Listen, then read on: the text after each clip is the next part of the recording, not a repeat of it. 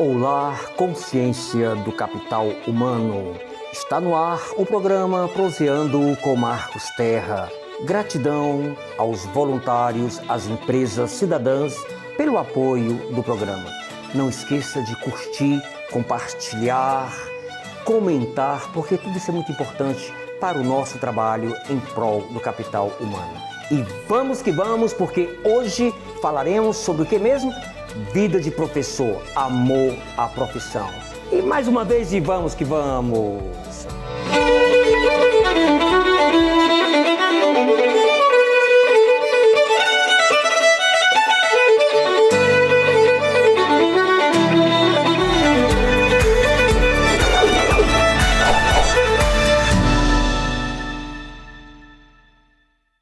Olá, doutor, professor Gael Alan. Olá, Marcos Terra. Muito bom estar aqui com vocês. Muito gratificante falar sobre esse tema. Agradeço o convite. E olha só, ter a honra de entrevistar um professor de literatura, de letras. Terminou o doutorado? Sim, já. Ah, sim. Todo um processo aí. E eu gostaria, eu já vi, não sei se é mito, né? Mas já me falaram que na cultura nipônica só duas pessoas podem ter reverência direto, né, da população, que é o imperador, que as pessoas se agacham, e o professor. Eu não sei se até que ponto isso é ficção ou é fato mesmo. No Japão tem essa reverência ao professor ao ponto de... Tem sim. Lá eles são muito bem quistos, né, pela sociedade e vistos mesmo como um grande referencial de cidadania, de educação mesmo, né?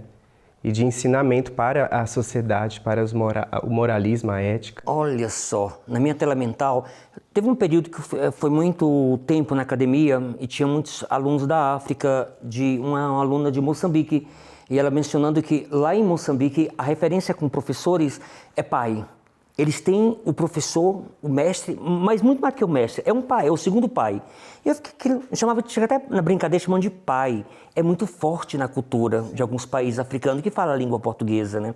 Isso é muito bonito, ainda mais nesse período que, infelizmente, o professor está recebendo violência, não só violência moral, mas até física em sala de aula, e você aqui nos contemplando para falar de algo que te preenche. Como fala Carl Jung na psicologia analítica, né? O encontro consigo mesmo, daquele que você gosta, que você ama de fazer. Eu acho que tem tudo a ver com isso. Me fale um pouquinho do dia a dia dessa profissão que você ama. Aliás, que nós amamos, né? Sim.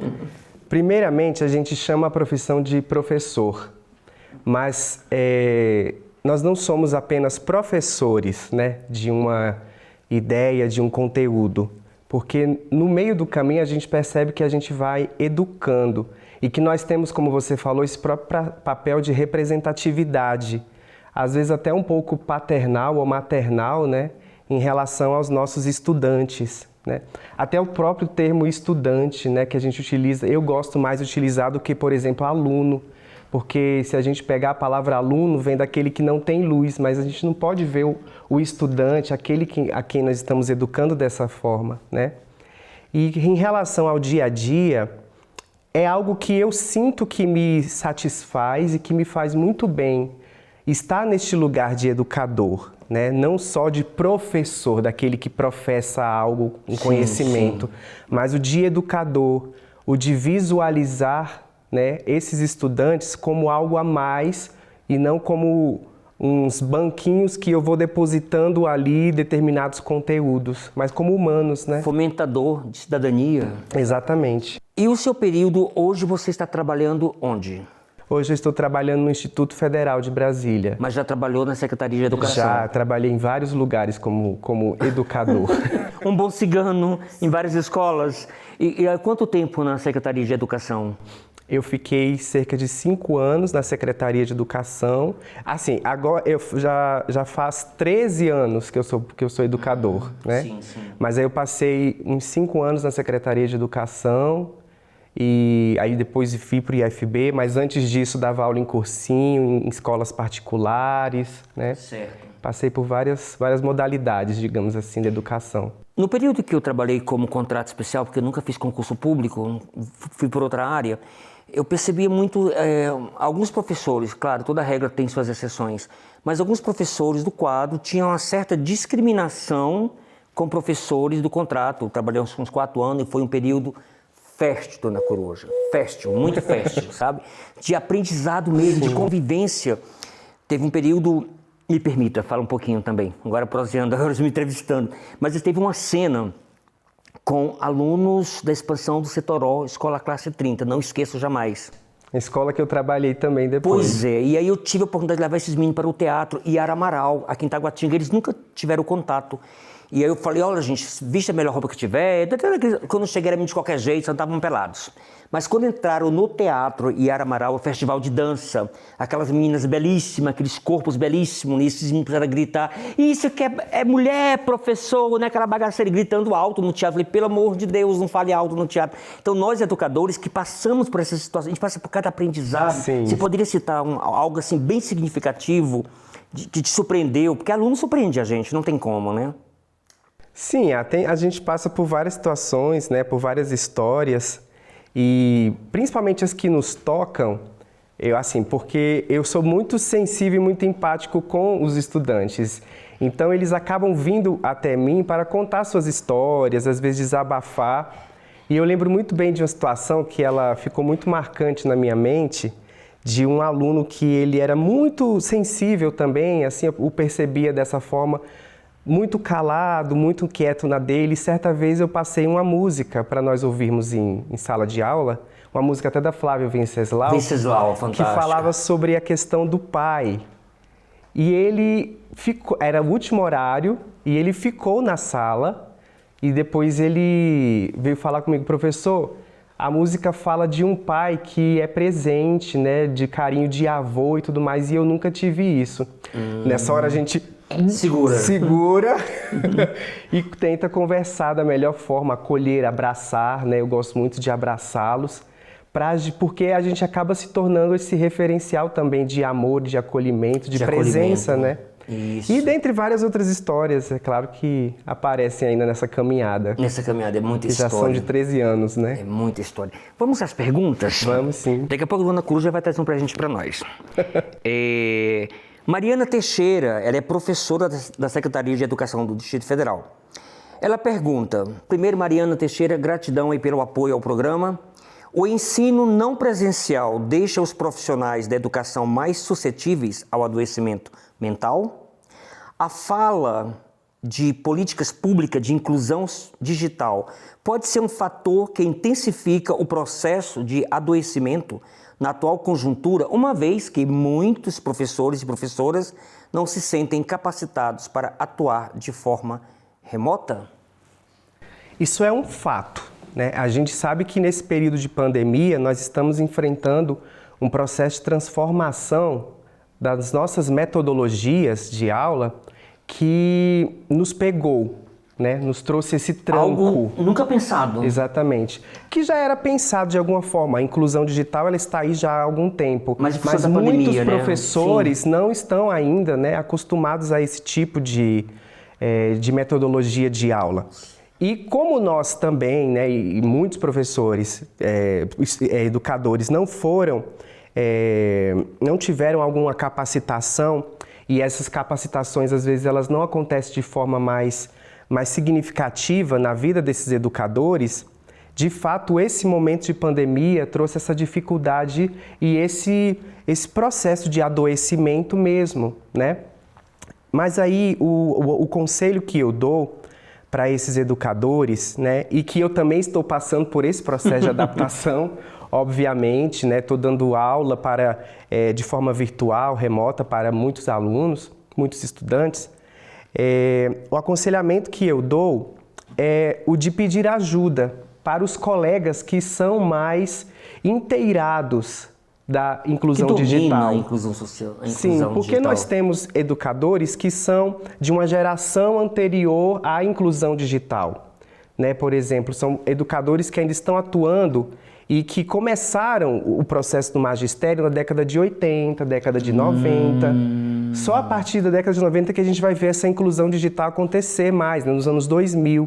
E às vezes eles têm bastante dificuldade mesmo. Então o que pode ser feito?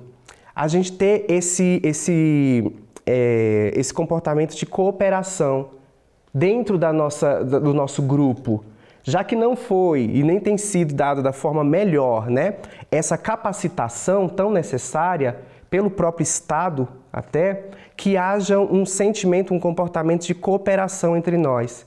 Entre aqueles educadores que já sabem trabalhar melhor com essas ferramentas, ajudarem os que não sabem, que é o que nós temos feito muito lá no IFB, entre nós, né, educadores. Muito bem.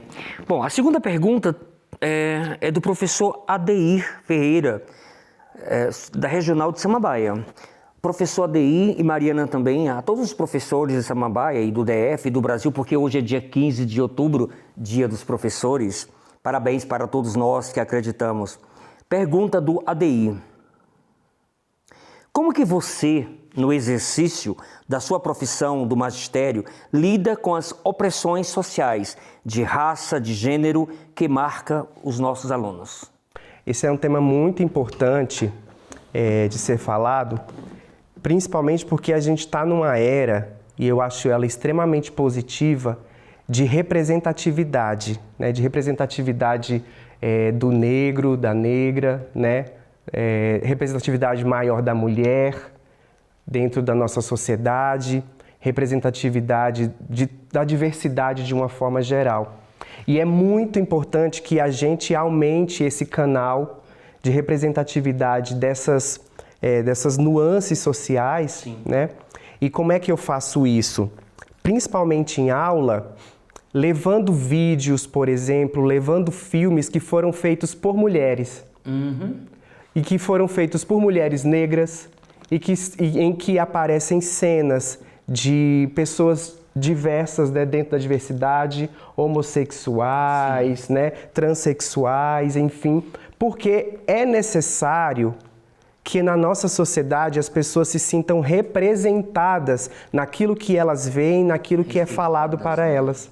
Porque a gente foi muito educado de uma forma heteronormativa, branco ou branca, homem principalmente, e nós temos que quebrar esses ditames para que aqueles que não são representados por essas características acabem sendo, né, não sejam oprimidos, não sejam mais oprimidos. Porque, por exemplo, eu tenho uma estudante, uma estudante principalmente, que ela é negra, né, mulher, e às vezes até é gordinha, né, é gorda. Quando ela vê alguém na imagem que é colocada, no livro de literatura que eu vou passar, por exemplo, que a autora tem esse perfil, e ela vê aquilo como uma representatividade dela, isso traz, né, essa ideia de que, poxa, eu tenho grande força na vida, no mundo e na sociedade. Porque a gente pega, por exemplo, eu sou professor de literatura. Quanto tempo nos livros didáticos, por exemplo, Machado de Assis não foi representado como branco, mas Machado de Assis era negro. Olha só. Atualmente é que foi se colocado como obrigatoriedade a representatividade dele como um homem negro. E ele é um dos maiores escritores da nossa literatura, não só brasileira, mas mundial. Estudado mundialmente. Machado de Assis era negro. Gael, no meio desse universo tão diverso que é o alunado e a humanidade como um todo, quais os alunos que recebem mais forte a carga do preconceito? São alunas negras, são gays, são transexuais, são pessoas que moram literalmente na periferia? Onde é que se sente assim, que a discriminação é maior dentro do espaço estudantil? Todas essas que você falou, né, todas essas caracterizações, elas são ainda, e claro, eu percebo que já melhorou bastante, mas temos muito caminho pela frente, mas todas essas que você falou, elas sofrem com a maior carga, mas eu diria que principalmente a mulher. É mesmo? Eu diria que principalmente a mulher. Mais do que as transexuais, os homossexuais, as crianças especiais, o síndrome de Down. Nós estamos quebrando muitos ditames, né, em relação à figura da mulher. Mas é claro também as transexuais ou os transexuais, né? Ou até mesmo homossexuais. Mas eu percebo que tem havido uma mudança muito positiva e significativa em relação a isso. Porque eu percebo, por exemplo, na época que eu estudava, o quanto que uma pessoa gorda ou uma pessoa negra ou até mesmo homossexual na escola, ela sofria com uma carga maior de bullying, né? Que nem era chamado dessa forma, né? Na época, do que de repente hoje, assim, nas minhas experiências, porque eu percebo hoje nos meus estudantes, especificamente, um acolhimento maior. É claro que nós temos os momentos de bullying e isso já é trazido à consciência para ser trabalhado, né? Dentro de sala de aula até, mas eu percebo que há um maior acolhimento hoje. Sim. Por parte dos estudantes para com essa diversidade. Maravilha. E a paixão em ser professor? Me fale um pouquinho sobre isso. Bom, desde pequeno.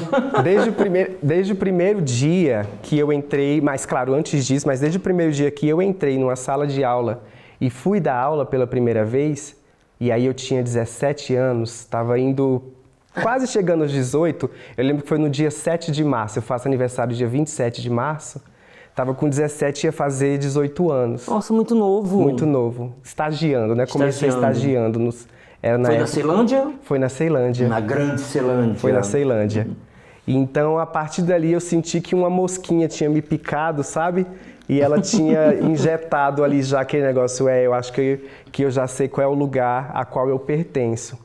Então, assim, eu sinto que, claro, que tem todo um processo de aprendizagem que a gente vai tendo com o tempo, né, para se tornar educador, mas eu também sinto que há uma voz do coração, essa vocação, né, também, que mexe com a gente, né, que traz algo no nosso espírito e mostra, eu gosto disso, né? Então a minha paixão ela vem disso, e apesar das dificuldades que a gente tem, principalmente num país, numa cultura que não valoriza tanto, né, os educadores e as educadoras em si, mas é algo que me toca o coração, que eu gosto e que me gratifica porque eu vejo resultados. Olha que coisa interessante. Que eu vejo resultados. Muito bem. Gael, me tira uma dúvida. É claro que não estou generalizando, mas eu fico muito triste e com todo respeito, como fala Platão na Sociedade Perfeita, todos os ofícios são importantes para a manutenção de uma sociedade. Inclusive, as pessoas trabalham como policiais militares. Mas, porém, todavia, entretanto, contudo, nós temos conhecimento que, dependendo do local, tem PMs que começam a trabalhar ganhando mais que um professor. E nós precisamos dos PM, da Polícia Civil, mas eu fico assim, gente, o educador é o educador, ele fomenta mudança de vida, enquanto os policiais protegem nossas casas e tudo. Mas assim, eu acho tão paradoxo, é um paradoxo tão grande para o Brasil. Estamos em pleno século XXI, pelo amor de Deus. O que você fala um pouco sobre isso? Olha, se a gente for perceber, a pessoa que faz uma licenciatura, que tem a graduação em licenciatura, hoje em dia, aqui no Brasil, é aquele que tem o nível superior e que recebe menos do que qualquer outra carreira, né, de nível superior. Assim como também os enfermeiros na área da saúde, que também não tem um salário tão digno ao trabalho deles, né? Imagina os técnicos. Exatamente, ainda mais os técnicos. Então, ainda infelizmente é uma cultura no nosso país, né, de não valorizar tanto esse nível superior que o educador atingiu. Certo. É a carreira até pública, né, que tem um dos salários mais baixos em relação aos outros que têm nível superior, né? E é claro, a gente tem que observar mais isso e reivindicar mais os nossos direitos em relação a isso, para que essa valorização dessa profissão tão importante, né, ela aconteça de forma mais efetiva. E você acredita que os governantes, eles podem ajudar, sensibilizar a população em reconhecer o ofício, o papel do professor e do educador, ou o contrário? Bom, qual é o cenário de hoje? Bom, isso deveria ser o dever deles, né? Na verdade, é o dever, dever, dentro do Estado, de haver essa valorização constantemente e de qualificar cada vez mais esses educadores, né? Porque há uma carência também de maior estímulo, né? E de maiores oportunidades para a qualificação, a requalificação, né? Porque ser educador, ou ser professor, utilize a nomenclatura que quiser, é estar em constante processo de estudo. A gente não para. Eu acho que é por isso que eu tomei muita paixão pela profissão, né? Porque eu sou um estudante contínuo, eu não paro, eu gosto muito. Por isso que eu gosto muito de estudar. Você tá muito jovem. Né? Te vi reconhecer há 10 anos, a mesma cara, tá vendo? Dona Coruja, tá vendo, Dona Coruja? Você dá aula, Dona Coruja, então acompanha o trabalho do Gael. Gael, olha só. Eu tive a oportunidade, nesse período de pandemia, a convite da Regional de Samambaia, a ministrar palestra para professores, foram 500 professores, para falar de saúde mental. Parece que está dando assim uma louca em todo mundo, nesse período de pandemia, algo que ninguém imaginava, né? Eu recordo que o ano passado, com os amigos e Itacaré, né, aquela coisa toda, vai chegar 2021, todo mundo cheio de projeto. Chegou fevereiro de, meu Deus, o mundo virou de cabeça para baixo. Então, eu participei como voluntário, ministrando a live para professores, e foi tão impactante, e parabéns para a Regional de Samambaia, mais uma vez, porque nós estamos doentes em sala de aula. Fale um pouquinho sobre isso. Eu acho que advém justamente esse adoecimento do educador, do professor, por conta dessa desvalorização, por conta de uma estrutura escolar que ela não abraça, né, de forma qualitativa a sociedade. Nós somos profissionais que trabalhamos com 40, às vezes até mais alunos dentro de um cubículo, né, que é um espaço muito pequeno, e sem falar toda a carga emocional que é trabalhar com tantas pessoas, com tantos universos, com tantas mentes, com tantos comportamentos. Sim. Né? Então ainda tem muito a ver com a estrutura, que ela é muito precária em relação ao lugar, né, onde a gente trabalha. E sem falar que tem professores que trabalham 3 turnos. Sim. Que seriam 60 horas. Para conseguir suprir financeiramente, né? Aí não tem como. Exato. Né? É a desvalorização justamente desse trabalho. Quando eu iniciei meu mestrado em Ciência da Educação, uma das matérias foi em Portugal. E eu fiquei impressionado. 2 coisas que me chamou a atenção em Portugal, em relação à educação. Ao entrarmos nas escolas, era matéria, né? Sim. Estágio e tudo. Ao entrarmos com os professores da universidade, os alunos ficaram todos de pé. Eu levei até um susto. Falei, meu Deus, que é isso? Reverência, o profissional está entrando. E segundo, em Portugal, na época, não sei agora, era proibido. Professor, por lei, só pode trabalhar, acho que 30 horas, algo assim, 36 horas. Ele é proibido dobrar, porque é justamente qualidade de vida do educador. Porque é uma profissão que, eu não sei se inevitavelmente, mas que a gente, de uma forma ou de outra, tem que levar trabalho para casa ainda. Porque, por exemplo, eu sou professor de língua portuguesa. Eu tenho que ter um momento para poder, por exemplo, corrigir as redações dos meus alunos e alunas, né, meus estudantes. E isso requer um tempo fora sala, fora de sala de aula, né? Que você não é pago. Que a gente for fazer as contas não é de fato. Não é pago, não é pago. Então, se você pega, por exemplo, tem professores que têm 10 turmas ou até mais, né? Imagine, multiplica isso pela quantidade de estudantes que ele tem, ou que ela tem, né, professora? Então, é uma carga maior, né? Porque você, além da sala de aula, tem atividades, redações e várias outras... Você lembrou a antiga Escola Classe 30 da Ceilândia, quando eu comecei? Acho que você trabalhou também na Escola Classe 30. Eu trabalhei, mas ela já era o 26. Pois é, e aí eu tinha turma de 14 turmas de quinta série, sexta série. Ficava doido. Doido, professor de educação física. Acho que foi daí que meu parafuso soltou mais ainda, depois desse período. Vamos lá para a gente fechar com chave de ouro. Vou pedir a Dona Coruja para mostrar essa imagem para nós. Dona Coruja, solta essa imagem. Olha só. Que imagem linda que você trouxe para nós. Uma criança lendo. Por que essa imagem? Porque é uma imagem que me encanta. Quando eu percebo uma criança que ela já tem a capacidade de leitura e ela está com um livro. Porque acredito também que o livro ele é um dos instrumentos de maior transformação da nossa sociedade.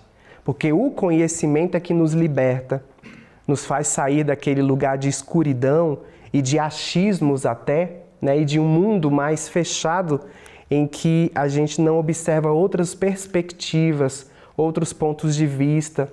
Então, o livro, que é o sinônimo do conhecimento, né, é a simbologia do conhecimento, vendo uma criança lendo um livro é um sinal de esperança para a humanidade. Você está falando, assim, de certa forma arquetípica, né? A criança, e ao mesmo tempo vê a imagem da Dona Coruja. A Dona Coruja, ela não tem essa coisa? Ela não simboliza o conhecimento, a sabedoria? Exatamente. E o papel do profissional de educação, principalmente nesse período que precisa tanto valorizar a ciência. Parece que essa pandemia agora, nós vamos ter que aprender a valorizar a ciência, como todos os conhecimentos que são fundamentais. Gael, qual foi o seu tema, fiquei curioso agora, do seu doutorado, e qual é um poeta ou uma poeta, um escritor, para a gente possa fechar com chave de ouro essa entrevista magnífica? O meu tema no doutorado foi dentro de literatura, né? E eu fiz uma ponte com um autor brasileiro que passou a se tornar um pouco mais desconhecido, mas ele tem uma importância enorme na nossa literatura e arte, que é o Altran Dourado. Eu fiz uma ponte dele com um teórico russo, que se chama Bakhtin, para mostrar que, em questões de teoria literária e de literatura, ambos estavam para a par. Que legal! Então, Brasil e Rússia, né, a antiga União Soviética, quando ele escrevia o Bakhtin, né, são importantes e são bem significativos na literatura mundial. Jamais rebaixemos o nosso país, o Brasil, porque aqui nós temos grandiosos estudiosos, pesquisadores, escritores, poetas e tudo mais. O Brasil. E uma escritora ou escritor que você possa mencionar tão fundamental no teu processo contínuo? Eu gosto muito daquele trechinho lá da música do Raul Seixas, Metamorfose Ambulante, que o professor está em constante processo de aprendizagem. Mas uma referência de uma escritora que possa... Claro, um escritor. Que ela foi a maior temática no meu mestrado, pós-graduação, graduação, que foi a Clarice Lispector. Clarice. Pela profundidade que ela trabalha a questão do existencial humano, da sensibilidade humana. E neste momento de pandemia, e que esses professores, nós todos, educadores, estamos tão perdidos, tem uma frase muito bela e que é muito marcante. Eu creio que até um dia talvez eu tatue essa frase, que é da Clarice Lispector, que ela fala: perder-se também é caminho. Então, quando nós nos sentirmos perdidos, que a gente veja que também esse é um caminho na nossa vida, é uma fase, é um momento que talvez traga, né, à frente resultados positivos, né, fortalecimento, aprendizagem. Então, que a gente, nesse momento em que estamos tão perdidos, a gente tenha isso em mente, né, que isso é um processo de aprendizagem, apesar das dificuldades, das tragédias e das notícias horríveis que nós temos tido. Mas perder-se também é um caminho, como diria Clarice Lispector, né? Hoje eu estou pior do que o Fidel Castro, falando demais. Mas olha só, para a gente fechar, eu vi um vídeo agora, em função de Covid e tudo, de um professor, me sensibilizou, porque mexe com a gente, não tem como. Com a máscara, com o boné, você fica irreconhecível, não é isso? Ele levou pizza para os alunos sem saber, os alunos não sabiam, entregava a pizza. Quando o aluno, tipo assim, ganhou um prêmio da pizzaria, alguma coisa, uma cortesia, ele ia entregar a pizza. Quando o aluno abria a tampa da caixa, era a foto do professor. E o aluno ficava doido querendo abraçar o professor. Olha o carinho, olha o afeto. E quando as nossas cabeças estiver branquinha, a ancestralidade, o ancião... Hoje eu já estou jovem ainda, né? Eternamente jovem, igual o Mel Gibson no filme. Mas, olha só, quando eu encontro alguns alunos, eles dizem o seguinte: professor, eu falei, ai meu Deus, de onde? Sim. Já passou por isso? Várias de onde? vezes. De onde? Até em viagem. Faculdade, escola básica, formação básica, a gente fica perdido. E como isso é gratificante para nós, educadores. Muito. Né? Porque nós, queira ou não, somos terapeutas, porque estamos auxiliando. E creio que ao chegar a cabeça branca, e vai chegar com certeza, né? Mas preenchido, essa palavra é muito chique, preenchimento, né? Preenchido de... Eu não fui uma ameba, não fui um parasita, com todo respeito às amebas e os parasitas do campo da biologia. Mas, assim, a coisa eu servia a um propósito maior, e educação é isso. Quando eu fiz gestão educacional, era uma polêmica, negócio de missão, era uma briga. Uma ala achava que o professor era missionário, não, professor é profissional, como qualquer profissional. Na realidade, no meu conceito, acho que integra. Sim, Porque você mexe com vidas. sim.